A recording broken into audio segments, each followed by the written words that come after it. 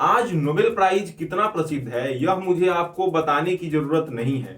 अगर आपने Nobel prize का नाम सुना होगा तो आप अल्फ्रेड नोबेल को भी जानते ही होंगे। अल्फ्रेड नोबेल को डायनामाइट की खोज के लिए जाना जाता है। डायनामाइट एक एक्सप्लोजिव होता है और इसका प्रयोग बम बनाने में भी किया जाता है। बात 1888 की है। लुडविग नोबेल जो अल्फ्रेड नोबेल के बड़े भाई थे, उनका किसी वजह से मृत्यु हो जाता है। चूंकि लुडविग नोबेल और अल्फ्रेड नोबेल के नाम के बीच कुछ समानताएं हैं, जिसके वजह से फ्रांस के पत्रकार कंफ्यूज हो जाते हैं और सुबह अखबार में न्यूज छपती है कि अल्फ्रेड नोबेल की मृत्यु हो गई है। असल में मृत्यु तो लुडविग नोबेल की हुई थी। अखबारों में हेडलाइन थी, मौत के सौदागर का निधन। अल्फ्रेड नोबेल की तुलना मौत के सौदागर के साथ की गई थी। जब सुबह अल्फ्रेड नोबेल ने इस हेडलाइन को पढ़ा तो वो बड़ा आहत हुए।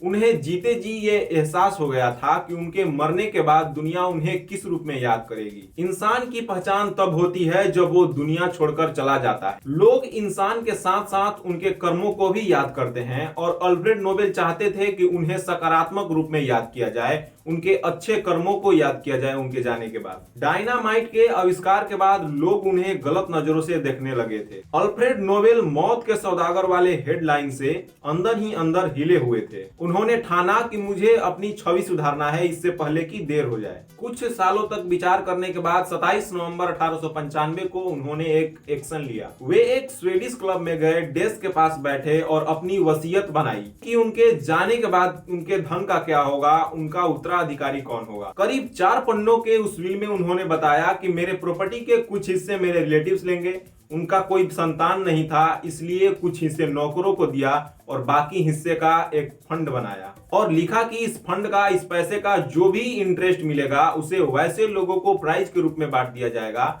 जो मानव जीवन को बेहतर बनाने के लिए, मानवता के लिए काम करेंगे। विल में प्रोविजन था कि फंड पर मिले इंटरेस्ट को 5 भागों में बांटा जाएगा। पहले 4 भागों को फिजिक्स, केमिस्ट्री, मेडिसिन और लिटरेचर के क्षेत्र में अभूतपूर्व योगदान देने वाले लोगों को प्राइज के रूप में प्रदान किया जाएगा और 5वां भाग दुनिया में शांति को बढ़ावा देने वाले इंसान को दिया जाएगा। साल 1901 में इन 5 क्षेत्रों में नोबेल प्राइज दिया गया और 1969 में एक और क्षेत्र इसमें जुड़ गया जो था इकोनॉमिक। नोबेल प्राइज के बारे में जानकारी रखने वाले हर इंसान के मन में ये एक सवाल हमेशा रहता है कि आखिर मैथ के क्षेत्र में नोबेल प्राइज क्यों नहीं दिया जाता है। ये भी तो एक साइंस स्ट्रीम का ही सब्जेक्ट है। देखिए, रिसर्च करने वालों से कोई भी सवाल अछूता नहीं रहता। उन्होंने इस बात की भी पड़ताल की कि आखिर अल्फ्रेड नोबेल ने मैथमेटिक्स के क्षेत्र में नोबेल प्राइज देने का निर्णय क्यों नहीं लिया, मैथमेटिक्स को नोबेल प्राइज के लिए क्यों नहीं चुना गया। वैसे तो इसके कई कारण बताए जाते हैं, परंतु 5 मुख्य कारण हैं। पहला कारण बताया जाता है कि अल्फ्रेड नोबेल को मैथमेटिशियंस पसंद नहीं थे,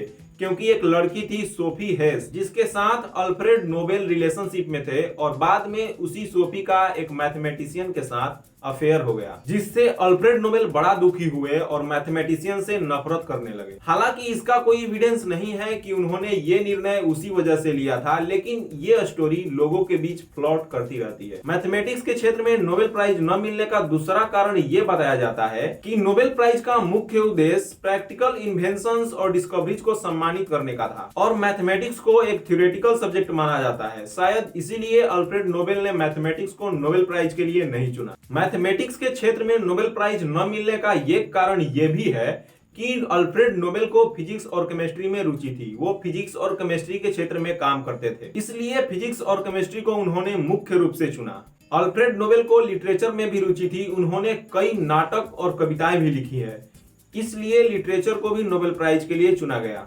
और चूंकि अल्फ्रेड नोबेल का समाज में एक मौत का सौदागर वाला छवि बन गया था, इस चीज को व्हाइट वॉश करने के लिए, उसको सुधारने के लिए, उनके छवि को ठीक करने के लिए नोबेल प्राइज में पीस प्राइज को भी इंक्लूड किया गया। मैथमेटिक्स में अल्फ्रेड नोबेल का कोई रुचि ना होने की वजह से मैथमेटिक्स के क्षेत्र में नोबेल प्राइज नहीं दिया जाता है। कुछ रिसर्चर्स ये भी मानते हैं कि मैथमेटिक्स के क्षेत्र में नोबेल प्राइज न मिलने का एक मुख्य कारण ये भी है कि पहले से ही समाज में मैथमेटिशियंस को सम्मानित करने के लिए बहुत सारे अवार्ड्स मौजूद हैं और मुझे ये लगता है कि जिस पर्पस के लिए अल्फ्रेड नोबेल ने नोबेल प्राइज की शुरुआत की थी, उनका ये उद्देश्य पूरा हो चुका है।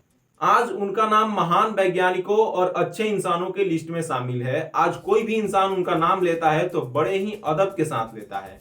आज हर वैज्ञानिक की चाहत होती है कि उसे नोबेल प्राइज से सम्मानित किया जाए, वो मानवता के लिए कुछ ऐसा कर गुजरे कि उसे नोबेल प्राइज का सम्मान मिल सके। तो ये है इस वीडियो का। आपको ये वीडियो कैसा लगा या नोबेल प्राइज को लेकर आपकी क्या राय है, हमें कमेंट सेक्शन में अवश्य बताएं और नीचे चैनल को जरूर सब्सक्राइब कर लें ताकि वीडियो से जुड़े अपडेट्स आपको मिलते रहें।